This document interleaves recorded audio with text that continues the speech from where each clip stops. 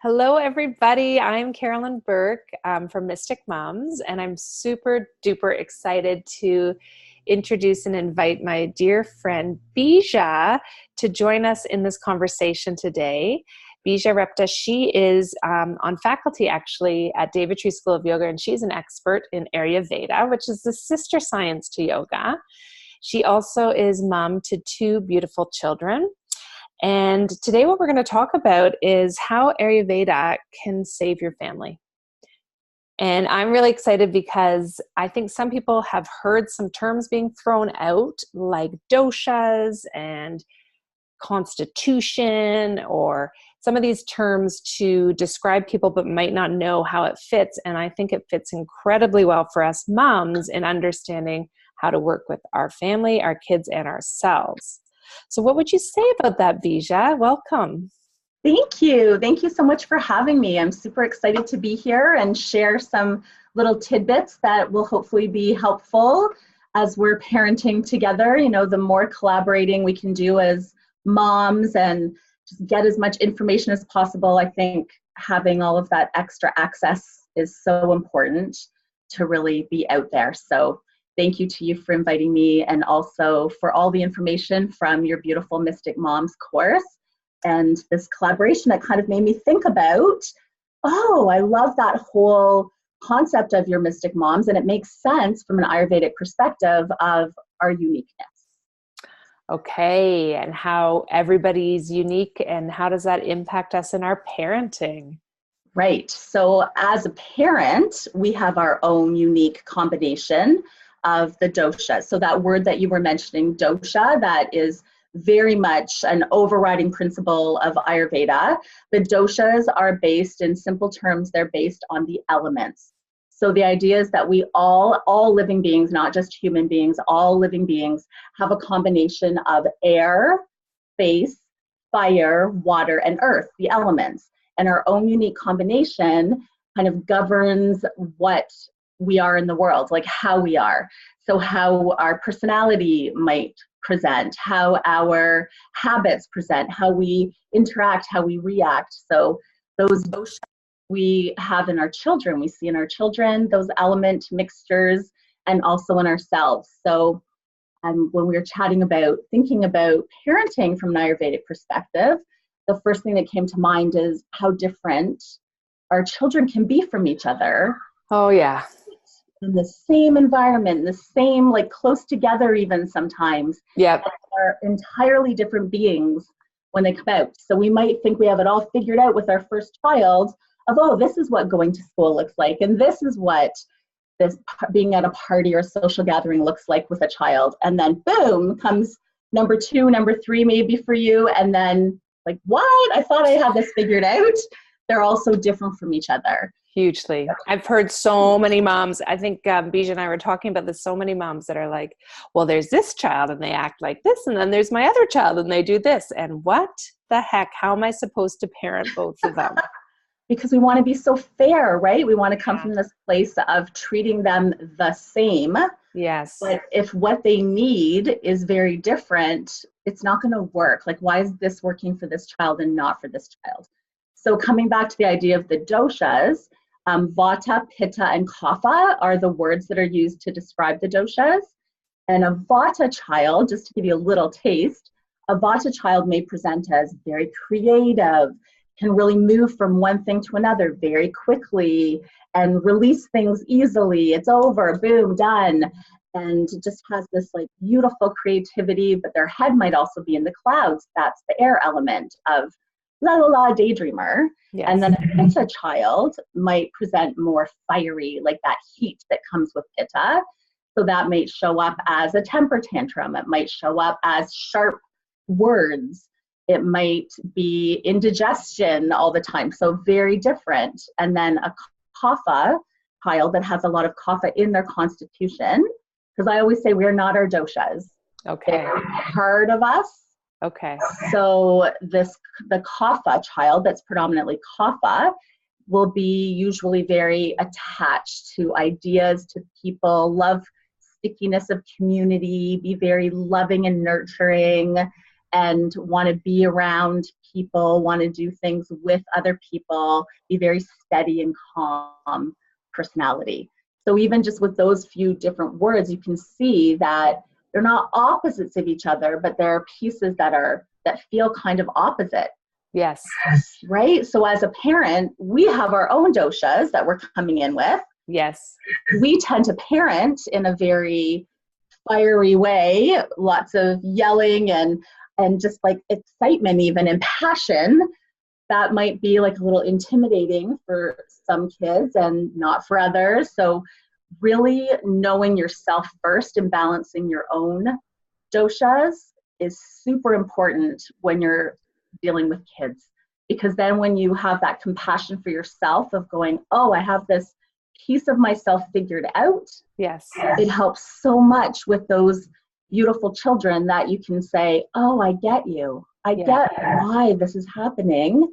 It doesn't mean that you have the perfect answer, but that you have compassion for that of, oh, that's why you are so slow moving at the mall or in the morning or when we're trying to go somewhere and everything is just slow and I'm going fast and like all of those things that happen every day in our lives with our coworkers and friends and partners too. It's like a huge body of work, but the way you're describing it to me feels like, okay, I'm really excited because I think about myself being more on the Vata end, a little bit more up in the clouds or windy. I don't know how you say it. Yeah. Easy, moving from one thing to the next quickly. And one of my children has much more of a kapha tendency. So getting her going has historically been challenging, like getting her going in the mornings, or even if there's like a transition, like, okay, now we're going to go pack our suitcases to go away. And it's like, no, you're not going to move me. I don't want to be moved at all. Right. And so I think you're right that the balance of knowing how you interact with your child's dosha is really helpful. And that it's not just going to work to just do it one way for each child. And it's okay to treat them fairly, but individually. So for that child, like that resistance to change is such a kapha characteristic. Yes. Whereas a vata characteristic, for example, would be like, oh yeah, we're going to do this. Oh yeah, we changed our mind. Now we're doing this. No problem. Yeah. But if I have attachment and I feel like, oh, that's scary, that could be scary. There could be resistance. So really knowing your child in that way, in that deeper way, really helps with what's going to get you motivated, or even just acceptance that you're not trying to change it, that you're not trying to fix, that you are just coming at it with some perspective and compassion, that the household's just happier. It's just not as much struggle. Right? Totally. And I love that example that you gave. It makes me think about my own kids too, of the differences being so close together. People always say how much they look alike. Well, their personalities are very different from each other. Mm-hmm. And as I was thinking about the doshas and kids, it reminded me of this example just came flying into my mind of walking my daughter Sky to school when she was 7, 8 years old. She was already like flinging my hand when we were holding hands walking, like flinging it away. Mama, do you think you could walk behind me a little bit? Independent. I've got this. Totally. I want you there, but maybe not right with me. I want to be a big girl. Yeah. And my son, Zen, very different. Still has no issue with snuggling up to me and saying, I love you in front of his friends. He's 6'1" and 13 and a half. Right? Like he never let go of my hand walking to school. I was waiting for it, right? That second child, like, oh, so 7 or 8 is when they let go of your hand. No, he would be like, right, not just holding hands, but like snuggled right in. Yes. They need us to recognize that they are individuals. Yes. And this dosha, to me, this dosha idea is so helpful because it's like it's normalizing in a way. Like, you know, like, oh, like everyone doesn't have to be the same as me. Like we all have different, like you said, it's not just personality, it's all of these tendencies that are making up our whole constitution. That's a great word. Yeah, your tendencies and what you're drawn to and how you act and react, and that we can nudge our kids in certain directions. We can guide them to help, like your example of having a slow mover, Yeah. right? That's just part of her. It's the way she is. Yeah. Bringing in things that have movement will balance. So we say often in Ayurveda that I say balance is everything. Yes. I'm a Libra too, so I'm all about balance. And that opposites are like increases like. That's a big philosophy, a principle of Ayurveda. Like increases like. Okay. So if you have a child that's slow moving and they're like lying on the floor to read their book with a blanket and a pillow, it's just going to increase that I am not budging feeling. Yes. There's a heaviness to that.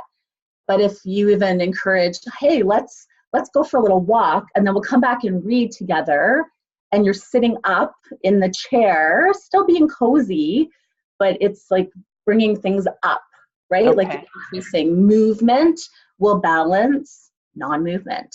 So it's all about bringing the opposite in, the opposites balance. Okay. So if I'm fiery and I'm heated, being cool, like even bringing in foods, like offering that child a cool water with cucumber slices. Okay. Literally cool down that fieriness. One of my children is more fiery, and she's always saying, can you turn down the heat in the house? And I'm like, what? I don't want to have to turn down the heat in the whole house just for you. But it is that kind of like, I'm on fire. Yeah. I kind of get it. Hot. It's and like vatas run cold. Yeah. So that's a perfect example of how do you compromise and make that work. Do you put on a sweater, another layer? Do you encourage her to put on a t-shirt in the winter because she's too warm? It's balancing. It's so cool to me. And so what have you noticed with people that you've worked with in terms of changes that have happened in their family once they've kind of come in contact with Ayurveda?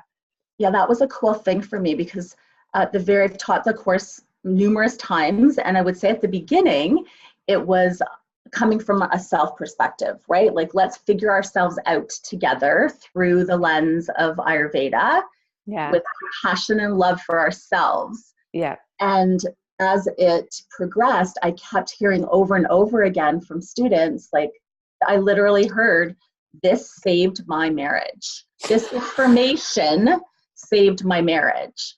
Not I saved their marriage, that the information of figuring herself out and figuring her partner out saved a relationship. And then kept hearing even just people talking amongst themselves, like, oh, they're feeling like tears about, oh my God, I get my kid now. I get that.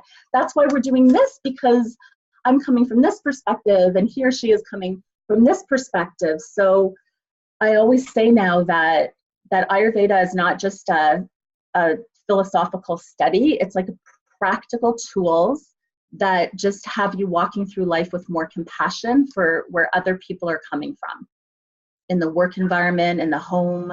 Yes. Friendships even. We're not all the same. Yes. And it's so interesting that the focus is always on balance. Yeah. So I can look at, as a mom, I can look at really balancing myself first so that I can then be more aware of what my kids actually need. Right. So here is where I've got to begin. Right. Yeah. I would say that that's a huge starting point and aha moment for me too, was, oh, okay, figuring myself out first, or at least, not getting to so if you have a big Pitta constitution, that could be, figuring myself out 100 million% first. Like, I have to do it perfectly. It's not about perfectly or 100%. It's just about understanding ourselves better. Yes. And then bringing that to the table. It doesn't have to look like anything in particular. I love that. And so I think like, okay, so how do we figure out what our doshas are? Like, what would somebody do if they're on this journey and they're brand new to Ayurveda and they want to know more about what their kids are and who they are and how it all fits together? Right. So I would say you could, if you could seek out an Ayurvedic doctor and actually make an appointment and go and figure out your dosha that way. That's not accessible for everybody. They're hard to find, especially if you're not in a big city.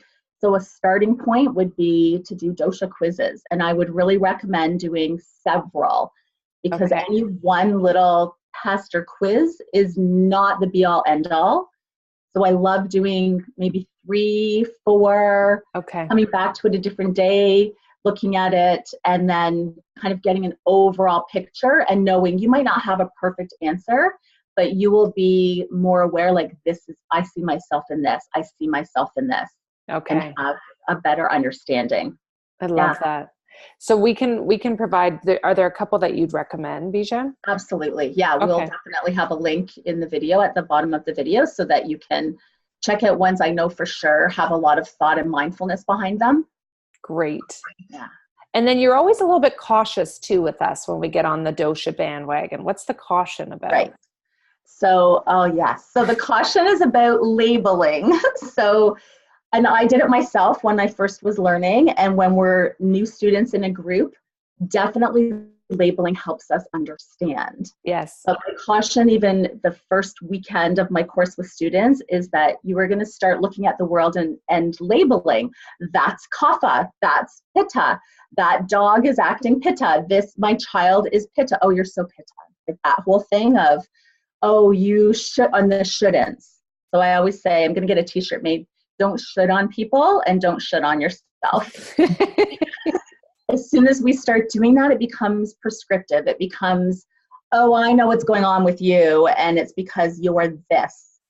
So we are not our doshas. We are a combination of so many things.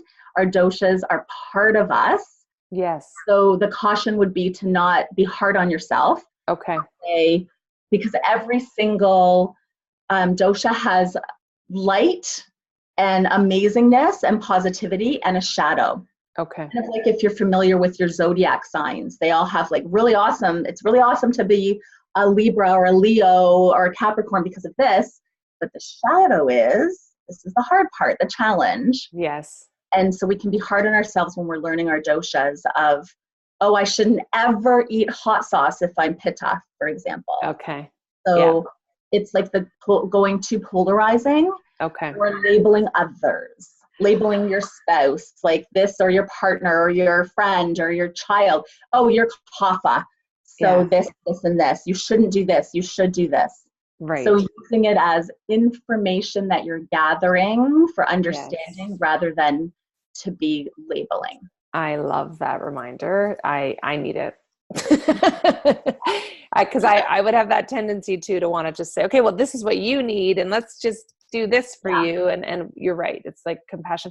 And also it reminds me, Bija, of moms that are hard on themselves, that, you know, so many moms that I've worked with, it's about, we're not feeling good enough as moms. And this can't be something to add to the list of, well, not only do you have to get organic food into your kids' lunches, and you've got to get them to bed at a certain time every night so they get enough sleep, and you got to make sure they're not on their social media if they're older.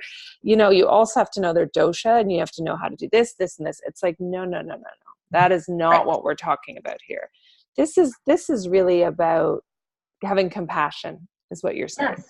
Yeah, to me it is. It's about seeing the world a bit differently with some more information and compassion, that I understand you better. I get you better. So it's not going to be so much of this. Yes. Okay. Yeah. I love that. And I'd like to help other people. I feel this will be really helpful for people to learn more about themselves and learn more about their families. And isn't that what it's all about? Is just to have a greater understanding. So I know when I've been in those stressful times in my life, it's so helpful to be able to step back and say, okay, what kind of tool can I use to help me here? Absolutely. The more tools we have in our tool belt as parents, the better, right? Yeah. And the community, like having community to, like the Mystic Moms community, where you can feel like, oh, I'm not going crazy. Like other people are experiencing this. This is normalizing all of the stuff that happens every day in our households. where we do that to ourselves of, oh, I'm not doing enough, or I'm not enough, or I'm not worthy of these amazing beings because I'm blowing it. Like we all have blowing it moments on a regular basis. I believe, from talking to other moms and other parents, right? We all blow it at certain times. In retrospect, you can only do your best in any given moment. Yeah.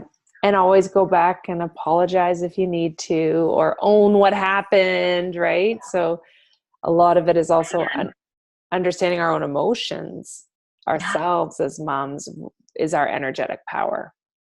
Yeah. And there's so much information out there that comes from a perspective of the shoulds. Like, as a parent, you should be doing this, or your child should be at this milestone at this age. Like, all of those shoulds are so difficult to live up to, and they're not necessary. It can be taking that time to figure out your child. Like, maybe you try to come from a different perspective after you've learned a bit more about yourself and your dosha, and it doesn't work. So figuring out what drives them, what works for one child as a motivator even doesn't work for the other. So it's a lot of practicing. Yeah, totally. The life is a practice, right? Yoga is a practice. Meditation is a practice. Parenting, I don't think we like to admit that we're practicing on our kids, but I totally am. I love it. Well, I mean, there's no other way to do it but throw you into the fire, right? So if we had manuals to help us with these kids, we'd be reading them, but because they're all so different, I think this is so helpful for me, is to be reminded that I have the ability to draw on other tools to help me to remember how different we are and how to balance each other out, and not expect everyone to see it my way. Right. Yeah. And these balancing things, I feel like that's just so helpful for me to remember, like, okay, if somebody's really having a hard time moving, I can bring in more activity and energy. If they're super fiery, I can cool them down.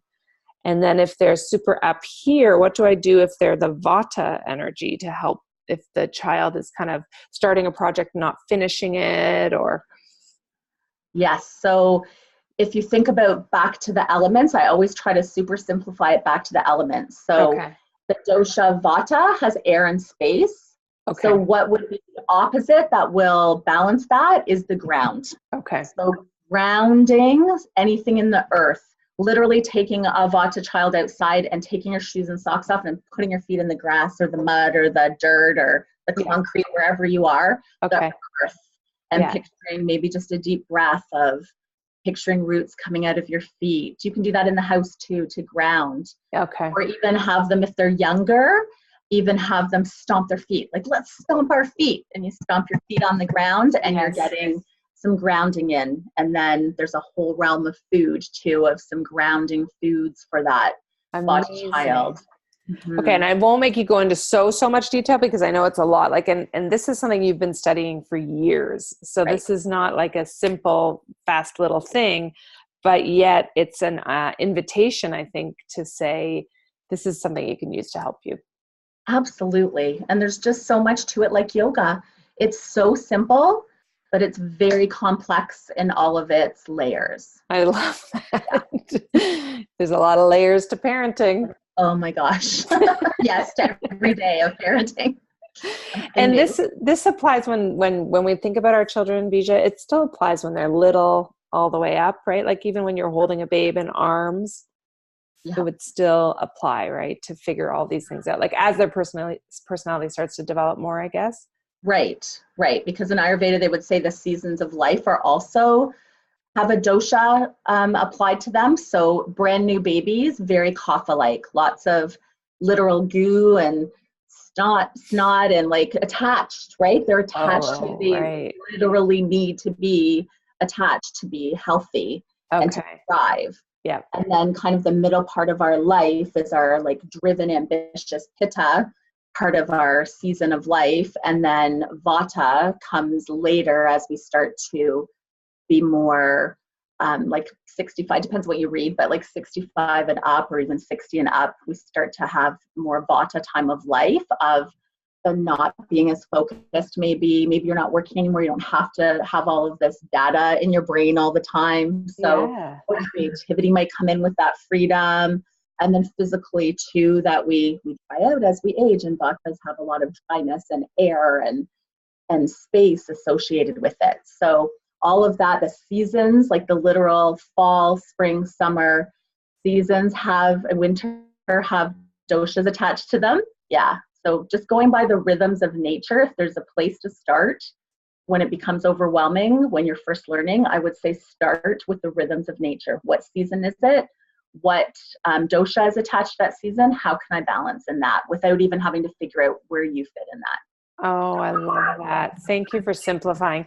And if people want to know more about this, Bija teaches down dogs and doshas, an Ayurvedic perspective on, what's the title? An Ayurvedic approach.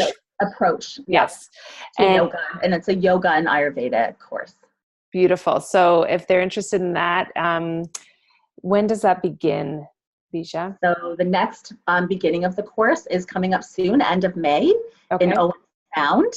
And then we will also have a weekend together at the end of August and the beginning of October. So we always try when we're planning the course to go over the 3 doshas somewhat, so that you can feel in your body the heat of summer, and that's pitta time of year, and how you can balance. You can literally feel it in your bones and in your body, so that it makes more sense and resonates.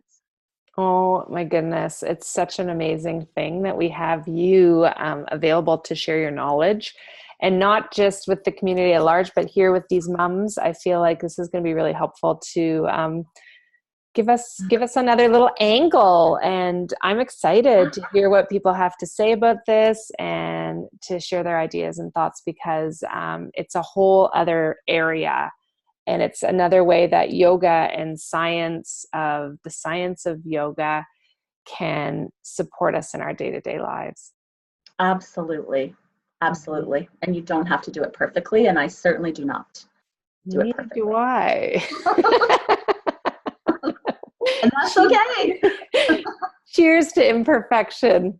Cheers. Mm-hmm. And also the uniqueness. I think that's how you started this conversation, Bija, is that you really reminded me of how unique we are and how unique our children are, or our family members are. So that's such a good reminder for me. And it's such a cool thing that's so simple. 5 elements, but the combinations of those elements make up millions of combinations, and no 2 people are exactly the same in their combination.